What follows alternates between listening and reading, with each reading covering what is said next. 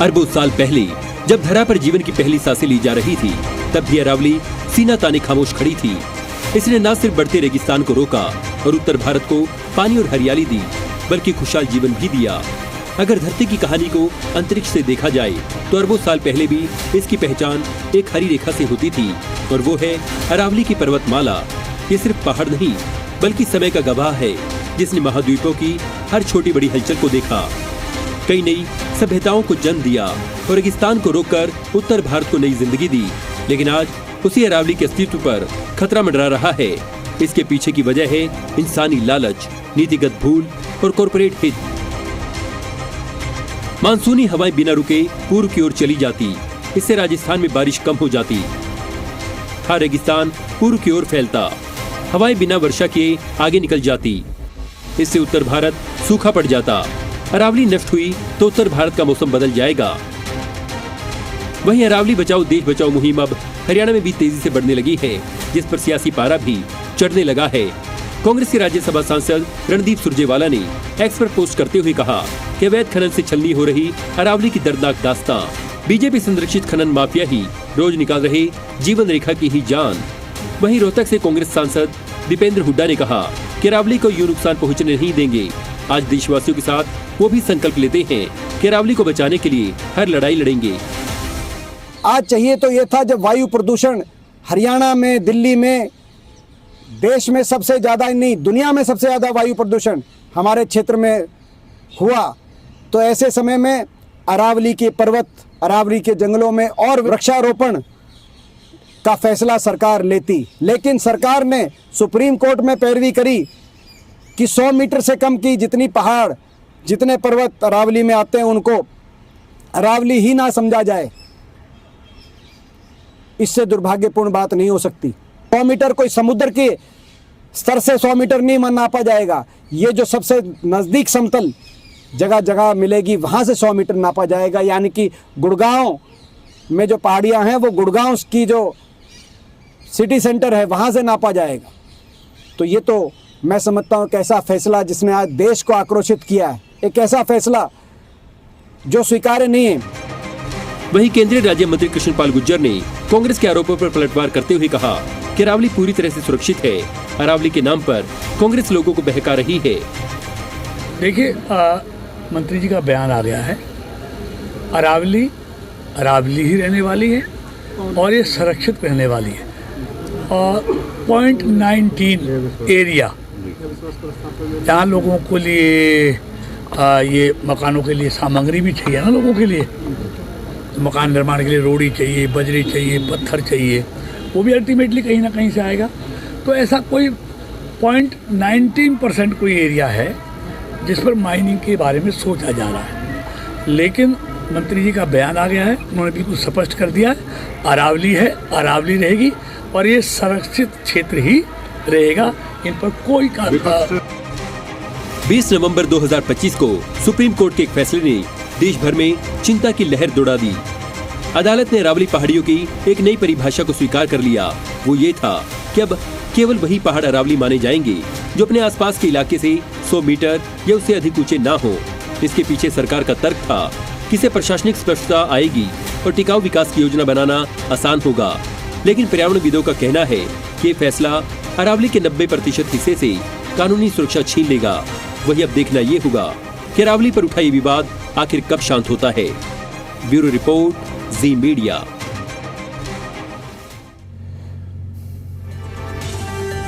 तो हरियाणा में इस मुद्दे को लेकर इस समय सियासत पूरे तरीके से जोर पर है। सवाल आपके सामने रखता हूं, हरियाणा में अरावली पर सियासत आखिर क्यों हो रही है? यह सवाल आपके स्क्रीन पर। हरियाणा में अरावली पर सियासत आखिर क्यों? सवाल नंबर 2, अरावली काटी गई तो हरियाणा पर इसका क्या असर पड़ेगा? और सवाल नंबर 3, अरावली पर उठा विवाद कब तक शांत होगा और किस तरह से शांत होगा? तो ये सवाल है, महत्वपूर्ण सवाल हो जाते हैं, क्योंकि अरावली को लेकर केवल हरियाणा नहीं, इस समय पूरे देश में एक बहस है। और हरियाणा में अरावली अगर काटी गई तो क्या असर हरियाणा पर पड़ेगा, एक ये सवाल अहम है। और हरियाणा में अरावली के मुद्दे को लेकर आखिर क्यों इतनी सियासत गरमाई हुई है, अरावली पर उठा विवाद आखिर कब शांत होगा, क्योंकि केवल प्रदेश ही नहीं पूरे देश में इस समय अरावली को लेकर एक चर्चा, एक बहस छिड़ चुकी है। बात यहां पर करें, नेताओं के बयान लगातार देखने को मिल रहे हैं। आरोप प्रत्यारोप का सिलसिला इस पूरे मामले को लेकर लगातार जारी दिखाई दे रहा है।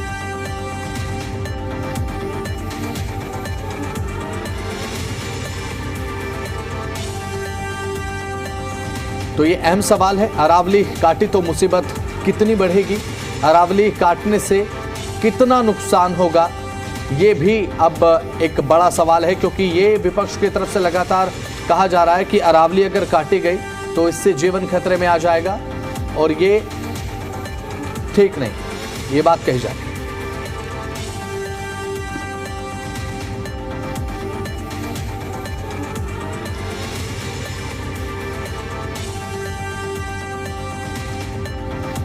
तो अरावली को लेकर विवाद ये आखिर कब शांत होगा, ये अब देखने की बात है।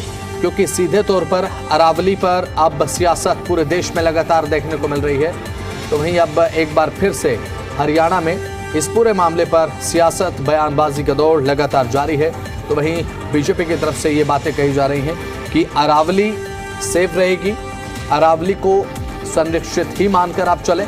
क्योंकि अभी फिलहाल जिस तरीके से पूरा का पूरा ये मुद्दा गरमाया हुआ है, तो विपक्ष की तरफ से सीधे आरोप ये लगाए जा रहे हैं कि बीजेपी अरावली को हटाना चाहती है और ये ठीक नहीं है। तो वहीं सीधे तौर पर विपक्ष सीधे तौर पर ये कहता है कि अरावली अगर हटी तो बहुत बड़ा नुकसान होगा।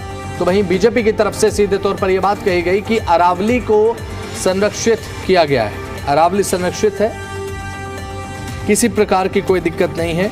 और बल्कि ये बात कही गई है विपक्ष की तरफ से कि एक भ्रम फैलाया जा रहा है विपक्ष की तरफ से।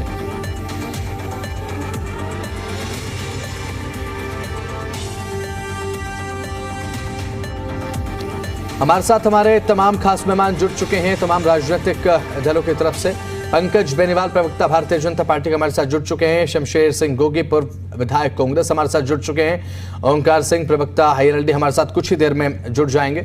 और साथ डॉक्टर आरपी बलवान पूर्व आईएफएस अधिकारी हमारे साथ जुड़ चुके हैं। आप सभी का बहुत बहुत स्वागत है। सबसे पहले बेनीवाल साहब, जिस तरीके से विपक्ष आरोप लगा रहा है कि अरावली को संरक्षित किए जाने की जरूरत है, लेकिन बीजेपी ऐसा नहीं चाहती है। अगर अरावली काटी गई तो एक बहुत बड़ा संकट खड़ा हो जाएगा। नमस्कार बसंती, सभी साथियों को नमस्कार और सभी दर्शकों को। देखिए, आज आपकी जो डिबेट का विषय है बहुत ही शानदार है और ये चीजें जनता तक जानी भी चाहिए और जनता जागरूक है, जनता को सुनना भी चाहिए।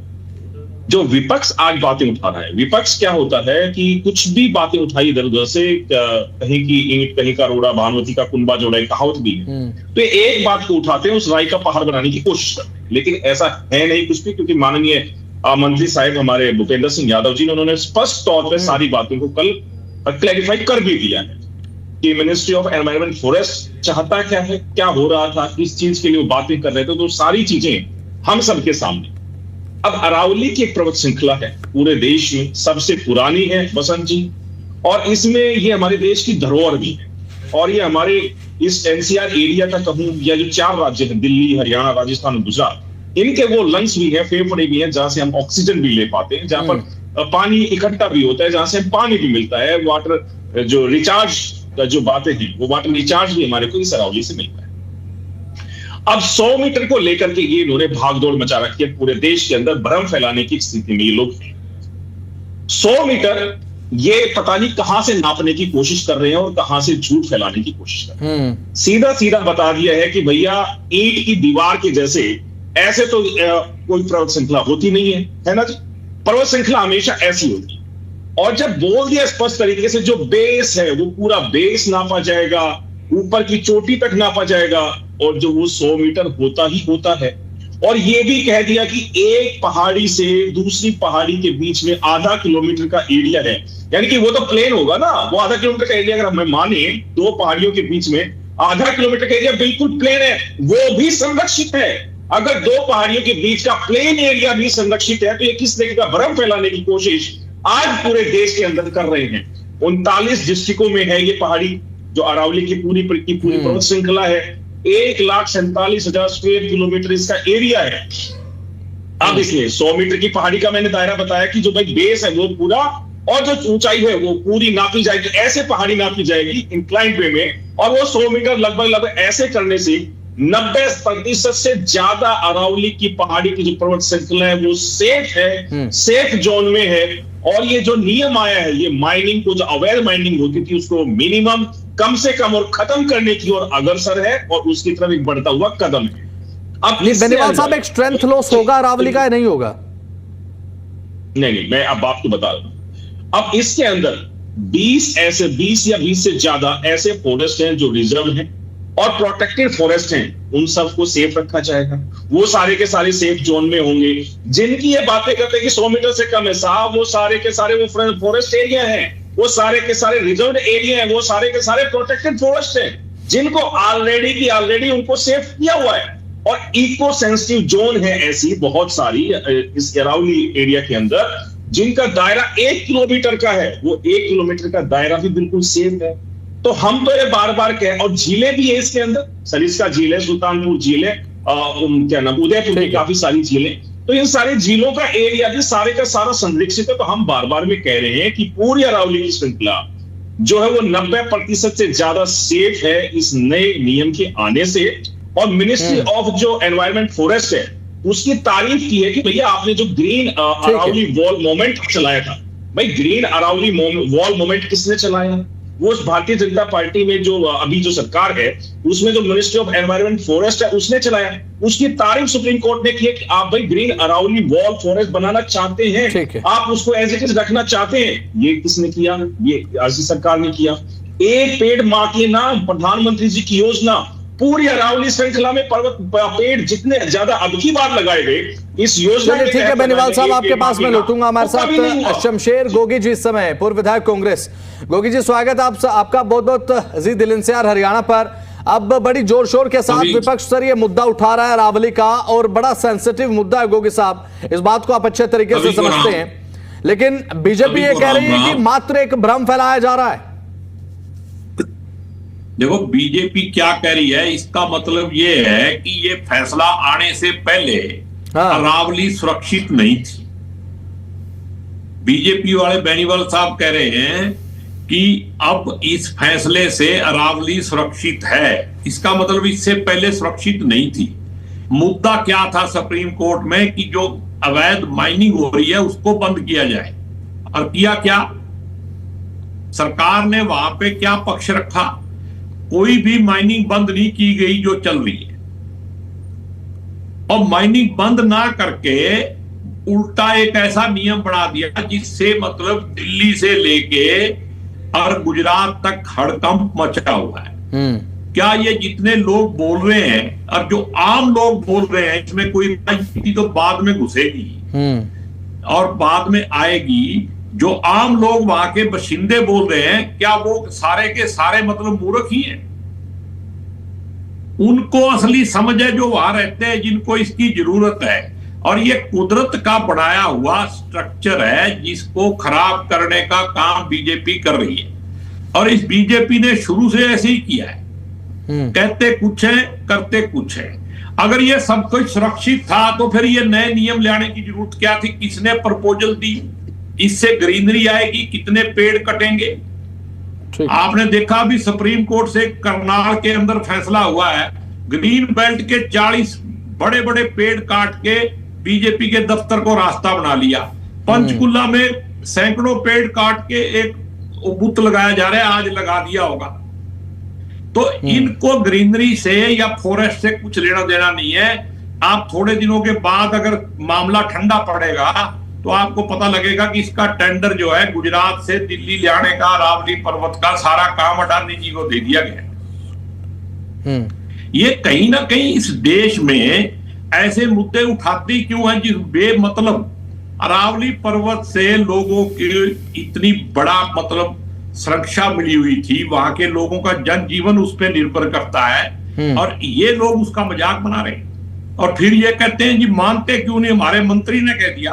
अरे तुम्हारा तो झूठ बोलने में मतलब रिकॉर्ड मतलब और लिखा जाएगा ना जब इतिहास। ठीक है। उसके अंदर भी लाल अक्षर ही नहीं मिल रहे। इतने झूठ बोलते हो तो ये भी मतलब कुदरत से पंगा लेने के बाद जनता से डायरेक्ट पंगा है। ये किसी पॉलिटिकल पार्टी का मुद्दा नहीं है, ये जनता का मुद्दा है। और एक आम नागरिक जो है देश का, वो इससे आहत है। और सुप्रीम कोर्ट ने भी फैसला कैसे दिया, इसकी भी मेरे हिसाब से सुप्रीम कोर्ट की इज्जत करते हुए मैं कहता हूं कि इसकी भी जांच होनी चाहिए कि इसके पीछे क्या दबाव था। ठीक है। क्यों माइनिंग बंद नहीं की गई? माइनिंग बंद करने का तो केस चल रहा था, उल्टा कंडीशन कुछ और ही चला दी। चलिए ठीक है, आपके पास में लौटूंगा गोगी साहब। ठीक है गोगी साहब, आपके पास में आऊंगा। हमारे साथ ओंकार सिंह प्रवक्ता एनएलडी भी जुड़ चुके हैं। ओंकार जी स्वागत है आपका। अभी फिलहाल अरावली को लेकर चर्चा हम कर रहे हैं ओंकार जी, क्योंकि अभी फिलहाल जिस तरीके से अब बीजेपी तो पूरी तरीके से बात कह रही है कि एक झूठा प्रोपेगेंडा फैलाया जा रहा है अरावली को लेकर। ये जो बातें विपक्ष कह रहा है, अरावली को नष्ट किया जाएगा, अरावली को नष्ट किया जाएगा, जीवन पर बुरा असर पड़ेगा, ये एक झूठा प्रोपेगेंडा विपक्ष फैलाने की कोशिश कर रहा है। ऐसा कुछ नहीं है, उल्टा कह रहे हैं बेनीवाल जी कि अब अरावली संरक्षित होगी और ज्यादा, पहले नहीं थी। बसंत जी, भूतकाल के जितने भी काम हुए बीजेपी की एक स्ट्रैटेजी रही है। कोई भी गलत डिसीजन लेते हैं, पहले तो कहते हैं बहुत बढ़िया, जनता के लिए बहुत फायदेमंद, फिर कहते हैं विपक्ष बरगला रहा है। यही तो इनका प्रोपेगेंडा है। और वास्तव में जो इनकी व्हाट्सएप यूनिवर्सिटी है, वो झूठ को सच बनाने की कोशिश करती है, लेकिन हालात ऐसे पैदा हो जाते हैं कि अंत में जब 3 कृषि बिल आए थे तो माननीय प्रधानमंत्री जी ने कहा था कि मैं क्षमा चाहता हूं किसानों से, मैं उन्हें समझा नहीं पाया। यही हालात यहाँ पे भी पैदा होंगे। अरावली सिर्फ एक पहाड़ की श्रृंखला नहीं है, हमारा जल, वायु और जीवन है। लेकिन बहुत अफसोस की बात है, इस पर नजर बीजेपी की पड़ चुकी है, इस पर नजर अब अडानी की पड़ चुकी है। और जिस पर बीजेपी और अडानी की नजर पड़ जाए उसका बचना बड़ा मुश्किल है। आप देख लीजिए, जितने पीएसयू थे इन्होंने बारी बारी बेचे, एयरपोर्ट बेच दिया, एयर इंडिया बेच दिया, इनकी नजर पड़ रही है। कल मैं कृष्णपाल गुर्जर जी का बयान सुन रहा था, वो कह रहे थे हमारे को, एक तरफ तो कह रहे थे कि बहुत बढ़िया होगा, कोई फर्क नहीं पड़ेगा, और दूसरी तरफ कह रहे थे हमारे को रेत, बजरी और कंकर पत्थर चाहिए विकास के लिए। अब मैं इनसे पूछना चाहता हूं कि आज तक जितना विकास हुआ, क्या रेत, बजरी, कंकर पत्थर के बगैर हुआ या अरावली जैसे पहाड़ तोड़कर हुआ? ये बीजेपी की नजर बहुत बुरी है और मैं ईश्वर से प्रार्थना करूंगा इस नजर से बचाए, क्योंकि अब अरावली की श्रृंखला को खत्म करने पे आ जाएंगे। क्या डेफिनेशन दी? 100 मीटर से ऊपर के पहाड़ को अरावली का पहाड़ माना जाएगा, उससे नीचे के पहाड़ को पहाड़ नहीं माना जाएगा। हाँ, 2 पहाड़ों के बीच में जहां 500 मीटर का दायरा होगा वहां छोटे पहाड़ भी इंक्लूड माने जाएंगे। मैं बताना चाहता हूं बसंत जी, 90% क्षेत्र अरावली का ये खत्म कर देंगे, 90%। और आज पर्यावरण की क्या परिस्थिति है मेरे भाई, बीजेपी के प्रवक्ता बहुत बड़ी बड़ी बातें करेंगे, लेकिन पर्यावरण की परिस्थिति क्या है? लगातार दूषित हो रहा है, ओजोन परत लगातार डैमेज हो रही है, लगातार ओजोन का होल है जो वो बड़ा होता जा रहा है। वो इसलिए होता जा रहा है क्योंकि क्लोरोफ्लोरोकार्बन्स और जो तापमान बढ़ता जा रहा है उसकी वजह से सूर्य की किरणें सीधा धरती पर आती हैं। आप देखिए, राजस्थान के जो लोग हैं या ज्यादा गर्म इलाकों के लोग हैं, उनकी चमड़ी और हमारी चमड़ी में बहुत अंतर है। वो कहीं ना कहीं चमड़ी के रोग से ग्रस्त है।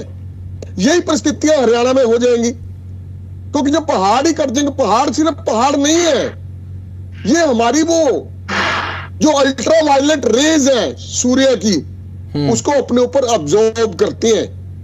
जो छोटे छोटे पेड़ पौधे, छोटे बड़े पेड़ पौधे हैं, वो सूर्य की अल्ट्रा वायलेट किरणों को अपने आप में अब्जॉर्ब करते हैं, हमारी रक्षा करते हैं और खुद अब्जॉर्ब करते हैं और वातावरण को दूषित होने से बचाते हैं। और मेरे को एक बात समझ नहीं आ रही, कृष्णपाल गुर्जर जी का मैंने बयान सुना, उन्होंने कहा कि इस निर्णय से अरावली और बढ़िया हो जाएगी। बताइए, एक तरफ तो ठीक है, बात पूछ लेंगे बेनीवाल साहब से, क्योंकि नहीं, बेनीवाल साहब भी अभी यही कहते हुए नजर आ रहे थे ओंकार जी कि अब अरावली और ज्यादा संरक्षित होगी, अरावली और ज्यादा मजबूत होगी। चलिए, सवाल तो मैं पूछूंगा, कारण तो बताएं। चलिए ठीक है, आपका सवाल मैं जरूर पूछूंगा। हमारे साथ डॉक्टर आरपी बलवान, पूर्व आईएफएस अधिकारी हैं। सर अभी फिलहाल जिस तरीके से एक ये पूरा का पूरा मुद्दा देखने को मिल रहा है, अरावली को लेकर एक राजनीतिक चर्चा है, उसके बाद जो तमाम समाजसेवी हैं वो तमाम ये कहते हुए नजर आ रहे हैं कि फिलहाल अरावली को लेकर जो एक कंडीशन है, अभी फिलहाल सुप्रीम कोर्ट का जो 100 मीटर वाला फैसला है, क्योंकि इस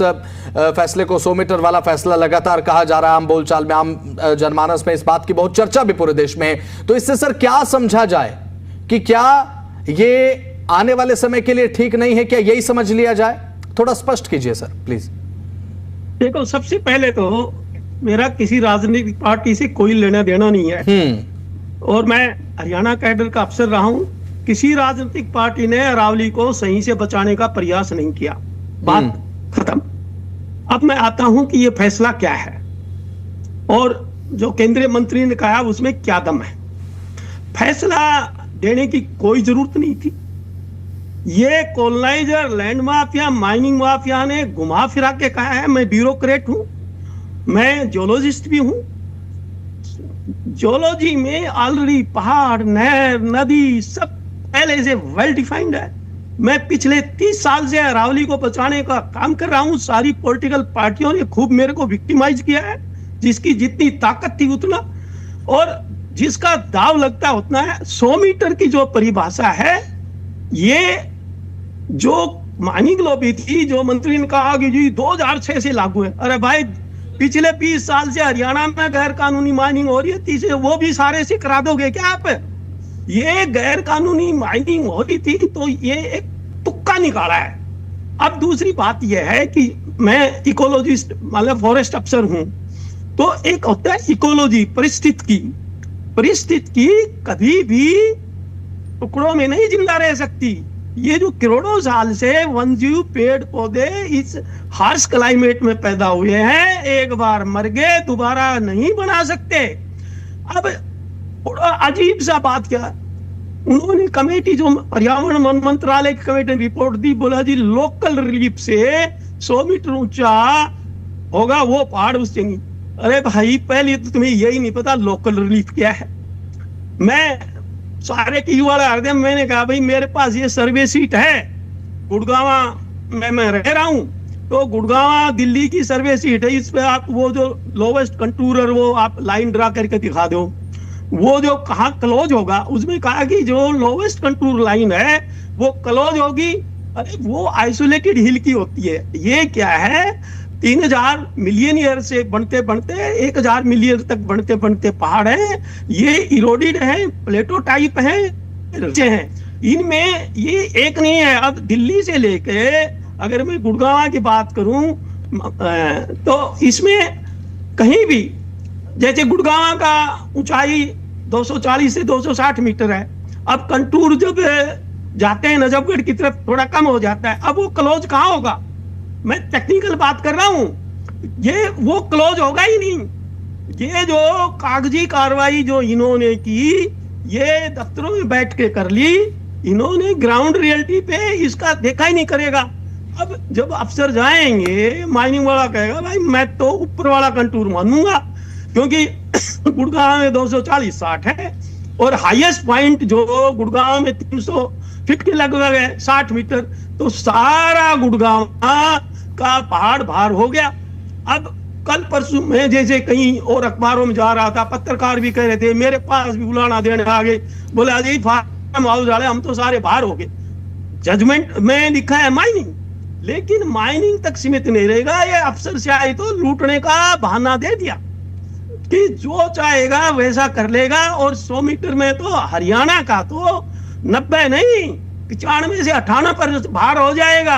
3 पहाड़ियां, एक नूह की बचेंगी, एक महेंद्रगढ़ का डोसी पहाड़ बचेगा।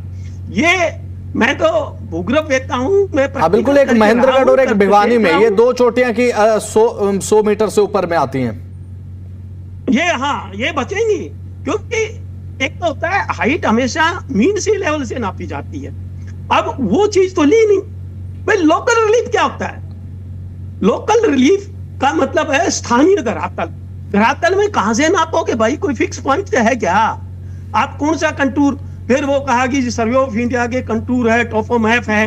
भाई हम भी सारी उम्र यूज करते रहे टोपोमैप, पर वो कंटूर बंद कहाँ होगा? जो आपने कंडीशन उसमें लिखी है निर्णय में, वो तो इंप्लीमेंट हो ही नहीं सकता।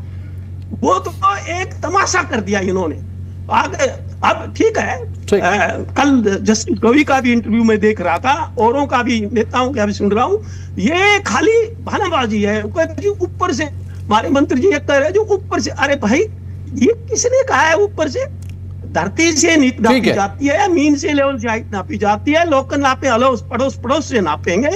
तो आप उसको, जो हम मान लो मैं तो रिटायर हो गया, लेकिन मेरे भाई जब इसको इंप्लीमेंट करेंगे दूसरे ब्यूरोक्रेट, वो कैसे करेंगे? वो इंप्लीमेंट करना ही मुश्किल है। और हरियाणा में मैं दोबारा रिपीट कर रहा हूं, 95 से 98% पहाड़ बाहर हो जाएंगे।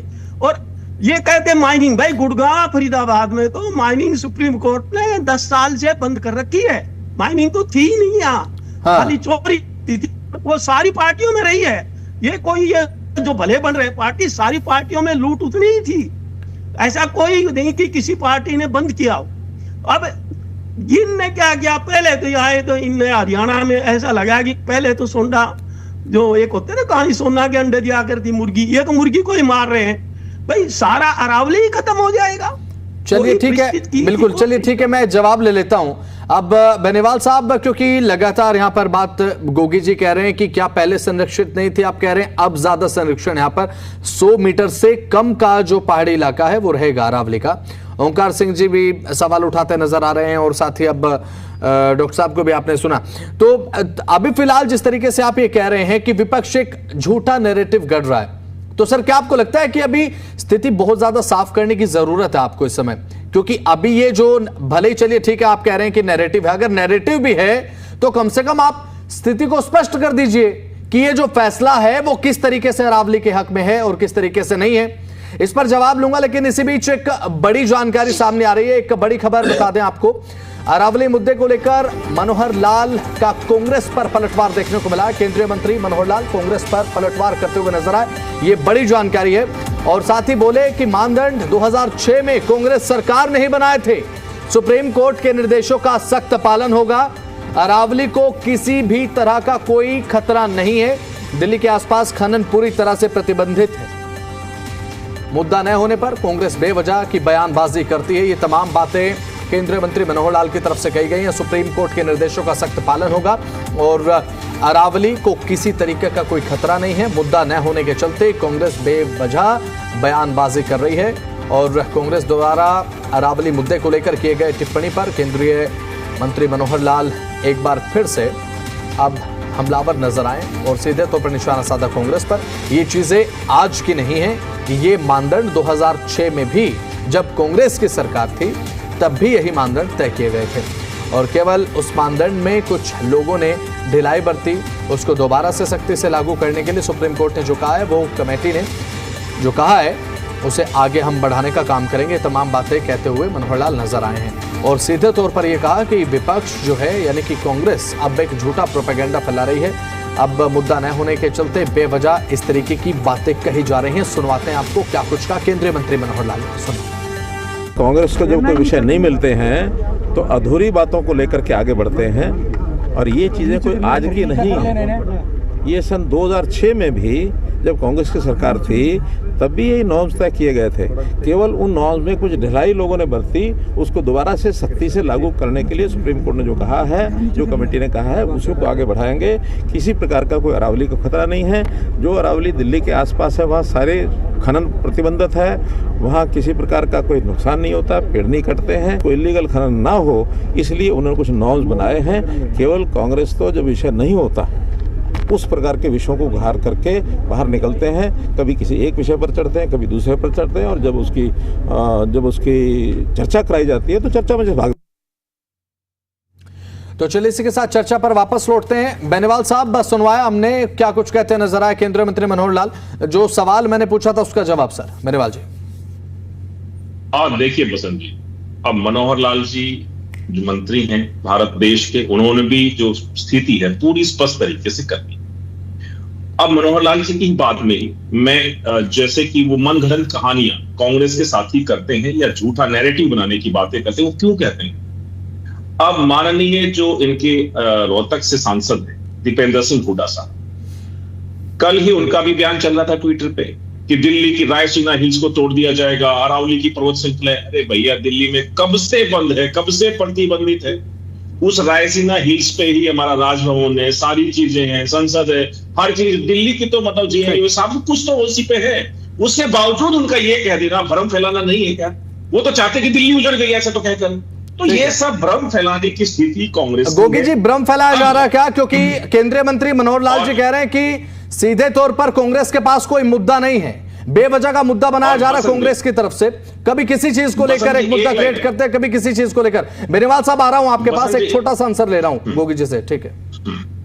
बसंत जी, खट्टर साहब पे कैसे विश्वास करें? खट्टर साहब ने मुख्यमंत्री होते हुए अपनी असेंबली कॉन्स्टिट्यूंसी करनाल के अंदर 40 पेड़ काट के बीजेपी के दफ्तर को रास्ता बना दिया रातों रात, हाई कोर्ट का नोटिस आने के बाद। अब सुप्रीम कोर्ट ने कहा है कि आपने गलती करी है, दोबारा इस रास्ते को पाड़ के लगाओ। आज तक सुप्रीम कोर्ट का ऑर्डर नहीं माना, ठीक है? रावली के ऊपर सुप्रीम कोर्ट का ऑर्डर खट्टर साहब मानने की बात कर रहे हैं, क्या करनाल में भी मानेंगे? तो खट्टर साहब सुप्रीम कोर्ट का या नहीं, ये मानदंड 2006 में तय नहीं हुए थे क्या गोगी साहब? ये मानदंड क्या 2006 में तय नहीं हुए थे? उस समय विरोध नहीं किया गया कांग्रेस की तरफ से? ये तो मेरे को एक बात कहो, अगर ये 2006 में हुए थे तो क्या ये 20 साल तक कहां पड़े थे? नहीं, 2014 तक भी कहां थे सर? चलिए ठीक है, उसके बाद बीजेपी की सरकार थी। चलिए ठीक है, अब लगातार कांग्रेस विरोध कर रही है। अपने समय पर तो बहुत ज्यादा संजीदा रहना चाहिए था ना इस मामले को लेकर कांग्रेस को भी। आप मेरी बात तो सुनो। हाँ बताइए। अगर ये 2006 में तय हुए थे, हाँ, तो फिर 2014 तक लागू क्यों नहीं हुए? और अगर 2014 तक लागू नहीं हुए तो अब 2014 के बाद इनको क्या जरूरत पड़ी थी लागू करवाने की? यही तो सवाल। कम से कम चलिए ठीक है, गोगी साहब भी ये कह रहे हैं कि 2014 तक लागू क्यों नहीं हुए। चलिए ठीक है, मैं अगर कांग्रेस ने बनाए होते तो लागू होते ना। ये सब बीजेपी वाले तो थोड़ी देर में कह देंगे नेहरू जी ने बनाए थे नियम, अरावली भी उन्होंने गलत बना दी थी। ठीक है, चलिए ठीक है, गोगी साहब आपके पास में आऊंगा। बेनीवाल साहब बात पूरी कीजिए सर। भाई, अब भारतीय जनता पार्टी की जब 2024 में सरकार बनी, हरियाणा की जनता ने बनाई, तो हमारा एक बहुत बड़ा जो हमारा संकल्प पत्र था, उस संकल्प पत्र में एक सबसे बड़ा संकल्प ये भी था कि हम अरावली के अंदर जंगल सफारी बनाएंगे 10,000 एकड़ के अंदर। अब अरावली को संरक्षित करने की इसमें बात है कि नहीं है कि अरावली को एक ऐसा हम अपना पूरे प्रदेश का, हरियाणा का ऐसी जंगल सफारी बनाएंगे जो विश्व में सबसे बड़ी होगी। तो वो अरावली को संरक्षित करने की बात थी कि नहीं थी? तो भारतीय जनता पार्टी हमेशा ही अरावली को प्राथमिकता देती है। ये हमारी धरोहर है, मैं पहले कह चुका हूं। ये हमारे फेफड़े हैं जहां से हमें ऑक्सीजन मिलती है, जहां से हमें पानी मिलती है। अरे मैं गोगी साहब, गोगी जी, अरे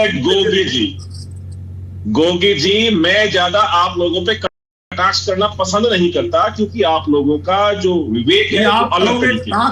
मैं सिर्फ यहाँ पर जनता को समझाने के लिए बैठा हूँ, आप लोगों से उलझने के लिए नहीं। गोगी साहब, मुझे यहाँ पर बैठकर जनता को समझाना है। जनता में जो आप लोग भ्रम फैला रहे हैं उसको, क्या आपके दीपेंद्र सिंह हुड्डा ने रायसीना हिल्स को तोड़ने की बात कही कि नहीं की, कि रायसीना हिल्स को भी खत्म कर देंगे? ये बात दीपेंद्र सिंह हुड्डा ने कही नहीं कही? इस बात का जवाब चाहिए बीजेपी। क्या अपने पीढ़ी के लोगों में भ्रम फैलाने की कोशिश बनाने की योजना नहीं? गलत बातें, झूठी बातें नहीं चलने देंगे। हम बातों को चलने नहीं देंगे। आपके भ्रम को आप दीपेंद्र सिंह हुड्डा के बयान का खंडन कर दो। दीपेंद्र सिंह हुड्डा के बयान का खंडन करो कि रायसीना हिल्स को खत्म करने की बात कही कि नहीं कही, और कहीं तो क्यों कही? अरे कौन कहेगा? आपकी पार्टी के नेता है। गलत है ना? आपके पार्टी के नेता भ्रम फैलाते हैं, फैलाने नहीं देंगे बिल्कुल भी। ये भारतीय जनता पार्टी नया भारत है। ये जनता अब भारतीय जनता पार्टी पर भरोसा करती है। और जंगल सफारी की बात कही हमने, हम 10,000 एकड़ में जंगल सफारी बनाने की बात करते हैं। हम जब बात करते हैं, अरे गोगी साहब, अगर मैं अनइंटरप्टेड आपके बीच में बोलता रहा तो कभी डिबेट्स में बोल नहीं पाएंगे। तो जब मैं बोलूं तो सुन लीजिएगा और नोट कर लीजिएगा। और अपनी बातों को नोट कर लेना, फिर मेरे सवाल आपके पीछे चलेंगे लगातार और आपकी आवाज में जनता तक नहीं पहुंचे। तो मेरी बात अगर मैं जनता तक पहुंचाना चाहता हूं तो शांति से पहुंच ले दीजिएगा। मेरे बीच में तो ज्यादा बोलेंगे तो आपको ही दिक्कत आएगी। वो ना बोले ना, अब तो चुप रहे आप, क्योंकि आपके अभी जो सवाल है कुछ ज्यादा ही है। तो मैं आपसे सवाल पूछता हूं, आपको जवाब देना अपने समय पर। दीपेंद्र सिंह हुड्डा ने दिल्ली के अंदर रायसीना हिल्स को खत्म करने की अरावली पर्वत श्रृंखला, चलिए ठीक है, वो जवाब देंगे इस चीज का, लेकिन अभी फिलहाल बेनीवाल साहब अपनी बात पूरी कीजिए प्लीज, जो सवाल आपसे पूछा था। अब इन्होंने कह दिया कि 100 मीटर। अब एक ये चीज है मेरे पास, अब 100 मीटर ऐसे तो होता नहीं है भैया कि ऐसे खड़ी होगी पहाड़ी कभी ऐसे खड़ी नहीं होती। पहाड़ी बनती है बिल्कुल एक कौन के जैसे, ऐसे ये जैसे हमारा अखबार है, ऐसे पर्वत श्रृंखला बनती है ऐसे यूं।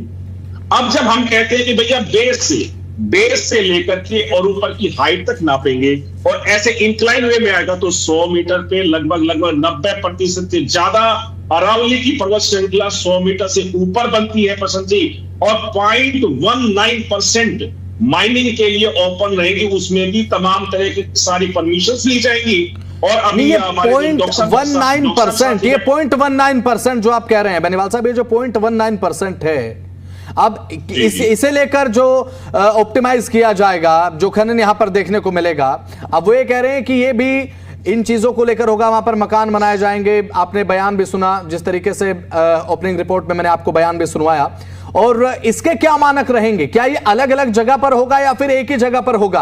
क्योंकि देखिए, मुझे तो लगता है कि इससे स्ट्रेंथ लॉस अरावली का होगा, और क्यों नहीं होगा वो आप बता दीजिए। बसंत जी, अभी जो अवैध माइनिंग होती है उसको रोकने के लिए एक ही अहम कदम है। पहली बात, अभी जो माइनिंग होती थी क्या करते थे लोग, पर्वत श्रृंखला ऐसे है, उसके नीचे के हिस्से को काट लेते थे, उसमें अवैध माइनिंग कर लेते थे। उन सबको रोकने के लिए, उनकी रोकथाम के लिए भी 100 मीटर ऐसे नापेंगे तो हमारी पूरी पर्वत श्रृंखला यहां से लेकर के यहां तक हमारी नापी जाएगी और 100 मीटर होगा और उसको कुछ भी दिक्कतें नहीं आएंगी, ना ही वो माइनिंग के क्षेत्र में जाएंगे। 0.19% यानी कि 1% से भी कम, जहां 1,47,000 स्क्वायर किलोमीटर उसका टोटल एरिया है, उसका 1% भी नहीं, 0.19% मैंने बोला। और उसमें भी तमाम तरह की जितने भी परमिशन है, उन परमिशन के बाद भी क्यों आपको माइनिंग की परमिशन चाहिए, किस लिए चाहिए, किस पर्पज के लिए चाहिए, कौन से मिनरल्स वहां से मिलने वाले हैं, कौन से खनिज पदार्थ वहां से निकलने वाले हैं, उन सब चीजों के लिए जब जाके परमिशंस मिलेंगी और वो देश की भलाई में होगी, तब जाकर वहां पर माइनिंग की परमिशन आएगी। तो मैं सब साथियों को, जनता को यही बताना चाहता हूं कि इस रूल के आने से 100 मीटर का जो दायरा है, जो बार बार एक ही बात पे अडिग है विपक्ष के जितने भी साथी, 100 मीटर से नीचे हरियाणा की सारी पर्वत श्रृंखलाएं हैं। आपने भी कहा कि भैया 3 पर्वत श्रृंखलाएं ऐसी हैं जो 100 मीटर से ऊपर है। मैं कहता हूं कि हरियाणा की 90 नहीं 95% पर्वत श्रृंखला इससे सेफ होंगी, सुरक्षित होंगी।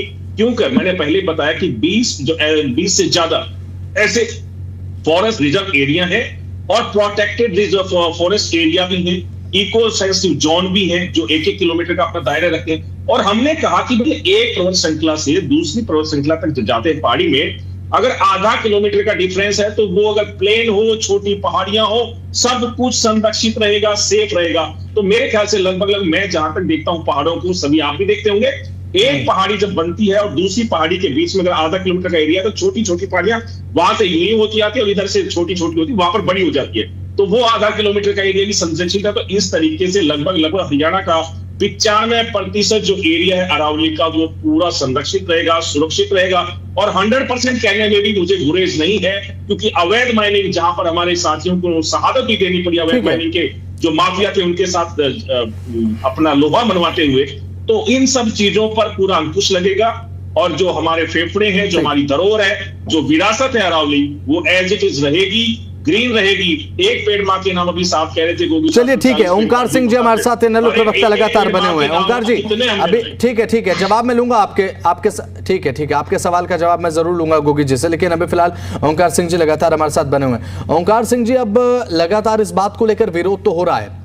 अब जब पर्यावरण मंत्रालय की तरफ से सिफारिश की गई 100 मीटर को लेकर, सुप्रीम कोर्ट की तरफ से इसे स्वीकार किया गया, इसका विरोध आप लोगों ने खूब किया, विपक्ष की तरफ से मुद्दा बनाया गया, लेकिन बीजेपी कह रही है साहब एक झूठा प्रोपेगेंडा बनाने का देखिए कोई फायदा नहीं है, कोई ऐसा मुद्दा लेकर आइए जो जनहित से जुड़ा हो, जिससे सीधा जनता का हित प्रभावित होता हो। जो अरावली को लेकर आप कह रहे हैं कि ये जीवन पर एक संकट है, ये साफ तौर पर कोरा झूठ है, इससे ज्यादा कुछ नहीं। बसंत जी, बीजेपी तो हमेशा यही प्रोपेगेंडा करती है, यही नैरेटिव सेट करती है कि विपक्ष जनता को बरगलाता है। हमेशा तो यही नैरेटिव सेट करती है ना। और अब आप देख लीजिए, हम माननीय सर्वोच्च न्यायालय के निर्णय की बहुत ही अहमियत समझते हैं और बहुत कदर करते हैं। मैं तो इनसे पूछना चाहता हूं, कृपया ये बता दीजिए जनता को कि आपने सर्वोच्च न्यायालय में हरियाणा सरकार की तरफ से क्या पक्ष रखा था जो ये निर्णय आया। दूसरा, क्या आप अपील में इसके खिलाफ जा रहे हो या नहीं जा रहे हो, ताकि जनता को पता लगे ये क्या करना चाहते हैं। अभी बीजेपी के प्रवक्ता साथी ने 2 बातें बिल्कुल क्लियर कर दी। इन्होंने कहा कि लगभग 1.9% क्षेत्र प्रभावित होगा और खनन होगा। पहली बात तो क्लियर कर दी कि खनन होगा। दूसरी बात मैं क्लियर कर देता हूं कि खनन अडानी करेगा, आप और मैं नहीं करेंगे। तीसरी बात, इन्होंने कहा अवैध माइनिंग को छुटकारा मिलेगा। ये क्या बात हुई? आप वैध माइनिंग के चक्कर में अवैध को भी वैध कर दोगे, ये हम भी जानते हैं, जनता भी जानती है। इस वैध माइनिंग के चक्कर में आप छोटे मोटे सारे पहाड़ खत्म कर दोगे। और मैं पर्यावरण विरुद्ध मेरे साथी हैं जो उनकी बात से बिल्कुल सहमत हूं। उन्होंने बोला 95 नहीं 98% तक हरियाणा को इफेक्ट पड़ेगा और हरियाणा के क्षेत्र की अरावली की पहाड़ियां खत्म होगी। और दूसरी तरफ मेरे भाई कह रहे 0.19%।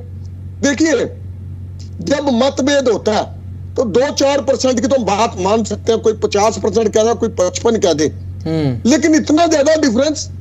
एक तरफ तो पर्यावरण विद, क्योंकि उनको हमारे से बहुत गुना ज्यादा नॉलेज है जितनी मेरे भाई बेनीवाल जी को और मेरे को नहीं है। एक तरफ तो पर्यावरण विद क्या कह रहे हैं कि 98%, 99% नुकसान होगा, और दूसरी तरफ मेरे भाई छोटे भाई कह रहे हैं कि मात्र 0.19% नुकसान होगा।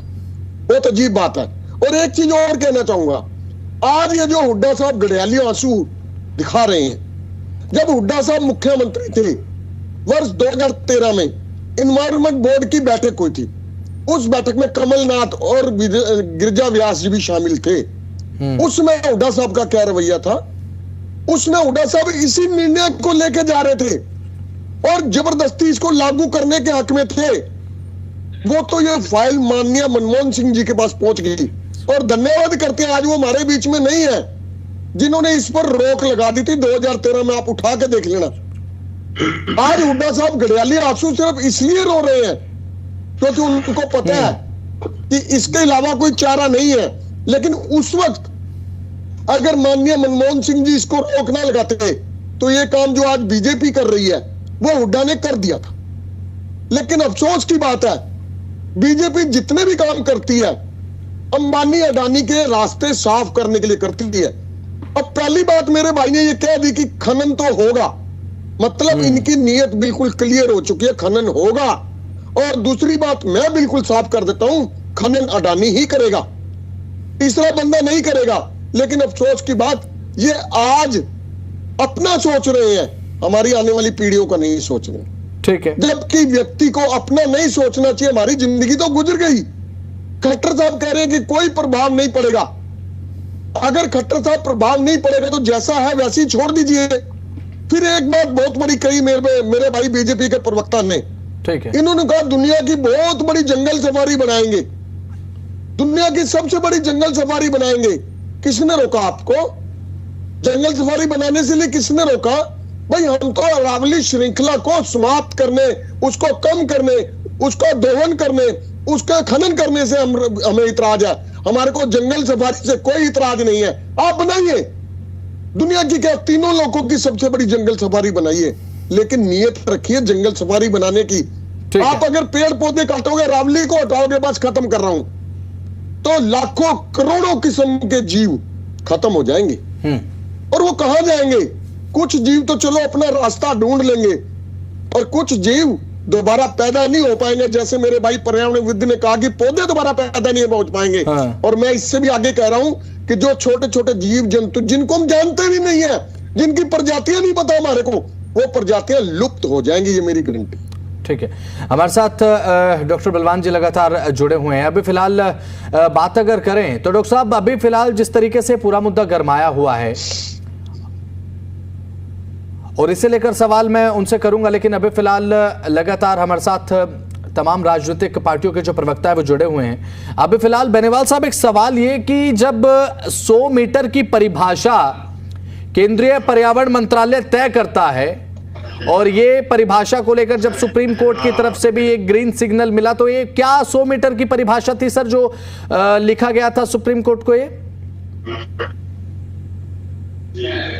देखिए, इसमें स्पष्ट तौर पर हाँ, चारों राज्यों की सरकारें थी, इनके नुमाइंदे और जो फॉरेस्ट मिनिस्ट्री के लोग हैं या क्या नाम है ईपीएफओ वाले, वो सारे के सारे लोग यहाँ पर बैठे और उनकी बातचीत में सुप्रीम कोर्ट ने कहा कि मुझे चारों राज्यों के हिसाब से एक प्रॉपर डेफिनेशन आ जाए, जिस डेफिनेशन के हिसाब से हम अरावली को संरक्षित रख पाए। हम अरावली में जो अवैध खनन होता है या किसी भी तरीके के जो सभी साथियों को जो परेशानियां हैं या जो आज दिक्कतें महसूस कर रहे कि ऐसा हो जाएगा, जीव जंतु नष्ट हो जाएंगे, एक भी जीव जंतु को नष्ट नहीं।